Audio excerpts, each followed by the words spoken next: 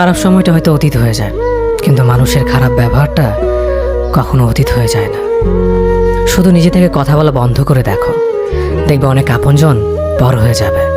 আসলে কেউ আপন হয় না। যারা তোমার ক্ষতি চায় তাদের আঘাত করবে না, তাদের সামনে একটু হাসি মুখে বাঁচবে।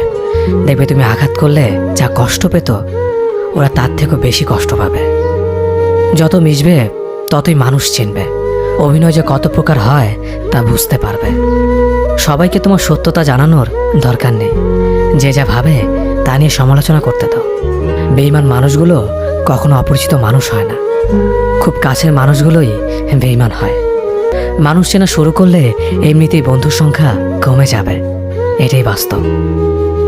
3টি কথা মনে রাখবেন: যে তোমাকে সাহায্য করে তাকে কখনো ভুলে যেও না, যে তোমাকে ভালোবাসে তাকে কখনো ঘৃণা করো না, যে তোমাকে বিশ্বাস করে তাকে কখনো ঠকিও না।